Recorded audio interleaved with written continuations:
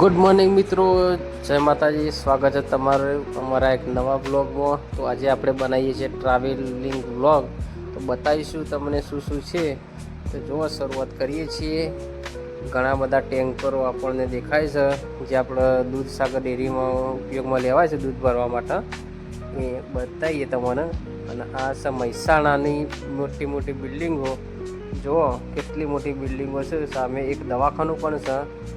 જો કેટલું મોટું છે, અનાહત હોસ્પિટલ આવેલી છે। જો તો જુઓ આગળ આવશે આપણો દૂધસાગર અમૂલ ડેરી, જે મહેસાણાની મોટામાં મોટી ડેરી છે દૂધસાગર। જો કેટલી મોટી ડેરી બનાવેલી છે। અહીંયાથી બધા ડેરીઓના દૂધ અહીંયા સપ્લાય થાય છે। અને આપણે જવાનું છે અંકલેશ્વર। તો તમને બનાવી રહેજો અમારા વ્લોગમાં, તમને છેક પૂરેપૂરો વિડીયો બતાવશું।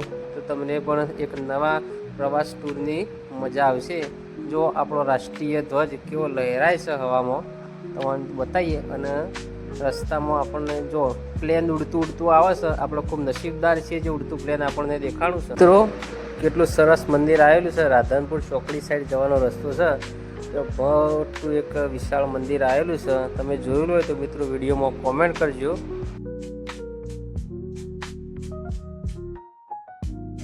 તો ફાઇનલી મિત્રો આપણે મહેસાણા નવા ડેપોમાં પહોંચી ગયા છીએ। તમને બતાવીએ ડેપોમાં। જો સામે બસો કેટલી બધી પડી રહી છે।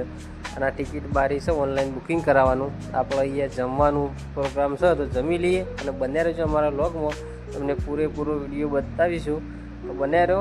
અને આપણો બસમાં આવ્યા હતા અને અંકલેશ્વર જવાનું છે। આપણો એક બસ ત્યાં બગડેલી છે, તેના સર્વિસ કરવા માટે। તો જુઓ એક વોલ્વોની બસ પણ પડી છે જીએસઆરટીસી, અને એક સામેથી આપણને લાલ બસ આવે છે। અને સામે એક મોટું મંદિર છે મહેસાણા નવા ડેપો મોટેરા ચોકડી, અને આ વોલ્વો બસ છે જુઓ। અને વોલ્વો બસના બિલકુલ સામે અમે જે બસમાં આવ્યા છે તે બસ છે, તમને બતાવીએ।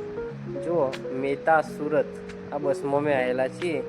અને આ બસ સ્ટેન્ડ છે મહેસાણાનું, જે નવો ડેપો બનાવેલું છે। ખૂબ સરસ વિશાળ મોટું ડેપો બનાવેલું છે મિત્રો। જુઓ મહેસાણા બસ સ્ટેન્ડના બિલકુલ સામે તમને એક મંદિર બતાવીએ। કેટલું સરસ ઝીણી કોતરણી કરેલું મંદિર છે।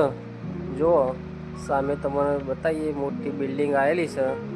ખૂબ સરસ લોકેશન છે મિત્રો આપણા મહેસાણાનું।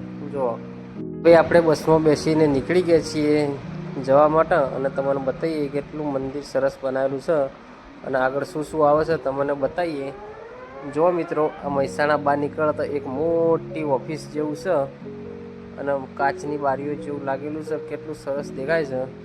અને આ છે આપણા મહેસાણાથી હાઈવે જવાનો રસ્તો, અમદાવાદ જવાનું છે આપણે। તમે બન્યા રહેજો આપણા વિડીયોમાં। તો જુઓ કેટલું ટ્રાફિક પણ છે, સાધન કેટલા બધા જાય છે, અને એક ટેમ્પો છે। અને આપણા બસમાં સફર કરવાની છે। અને આવી છે આપણા હોટલ ખોડલ હાઈવેમાં। જુઓ કેટલી સરસ બિલ્ડિંગો આવેલી છે। જુઓ મિત્રો આ રસ્તામાં એક મોટું મેલડી માતાનું મંદિર છે, આપણે દર્શન કરી લઈએ। અને દર્શન કરીને આગળ જઈએ તમને બતાવીએ। જો આ એક બીજું પણ મંદિર છે, તમને આ પ્રવાસની ટૂર થઈ જશે।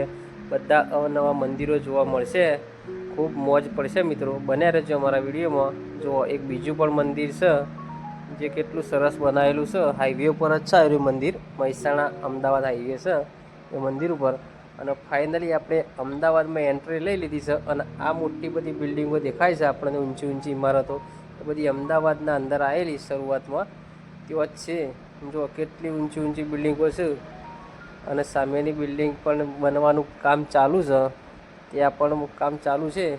અને કેટલી મોટી મોટી બિલ્ડિંગો આવેલી છે। જુઓ ટ્રાફિક પણ ફૂલ છે, ટેન્કરો જાય છે રસ્તામાં। કેટલી મોટી બિલ્ડિંગો આવી જાય છે। બન્યા રહો મિત્રો।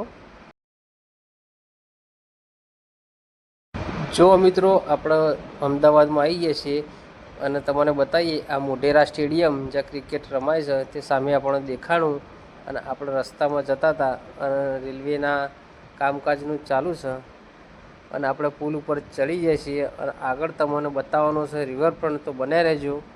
જુઓ મોટી બિલ્ડિંગ છે અમદાવાદમાં, ખૂબ મોટી ઊંચી ઊંચી ઇમારત છે, જે તમે કદાચ જોઈએ છે।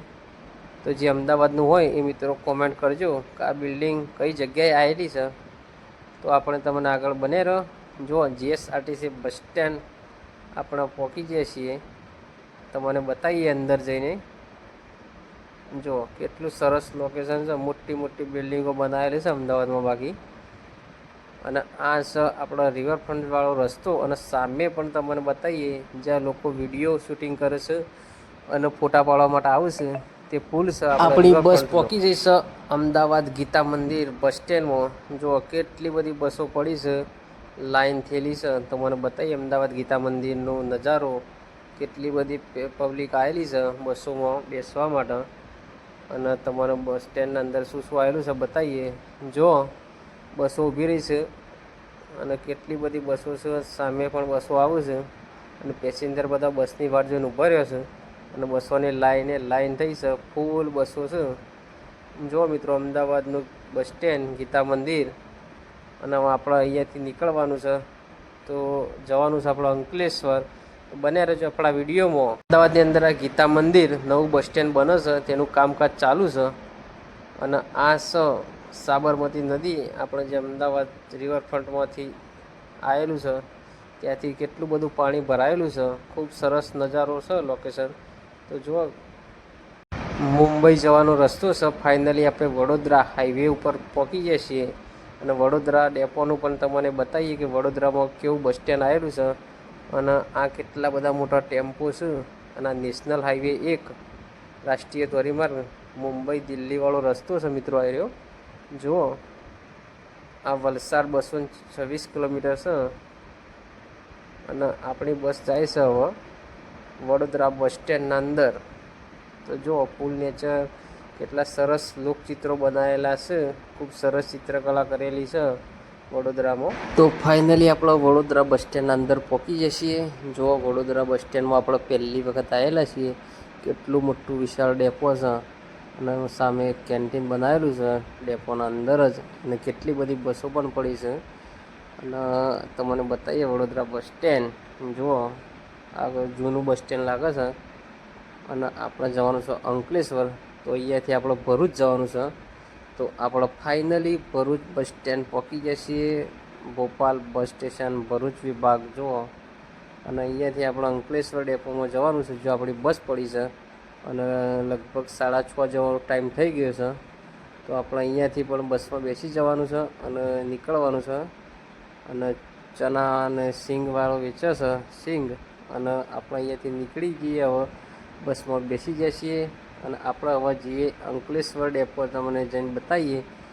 તો જો રસ્તામાં આપણને એક સરસ લાઇટિંગ કરેલો સ્તંભ દેખાય છે. ખૂબ સરસ જગ્યા છે મિત્રો. જુઓ કેટલું સરસ નજારો છે. ફાઇનલી આપણે અંકલેશ્વર બસ સ્ટેન્ડના અંદર પહોંચી જઈએ છીએ. અને એક સ્લીપર કોચ બસ આવેલી છે. અને આપણે જે આપણી જગ્યા હતી ત્યાં પહોંચી જઈએ છીએ. બસની સર્વિસ કરવા માટે આવેલા હતા. આપણે જે બસનું કામ કરવા આવ્યા હતા એ બસનું કામ પતી ગયું છે. અને લગભગ ટાઈમ થયો છે 1 વાગી ગયો છે. તો તમને અંકલેશ્વર ડેપોના અંદર બતાવીએ. જુઓ કેટલા બધા માણસો નીચે સૂઈ રહ્યા છે. અમુક લોકો બસની વાટ જોઈને બેસી રહ્યા છે. અને સામેથી એક બસ આવે છે અમદાવાદ ડેપોની. જો બધા બાપ બિચારા ભોય પથારી કરીને ઊંઘી રહ્યા છે બસની વાટ જોઈને.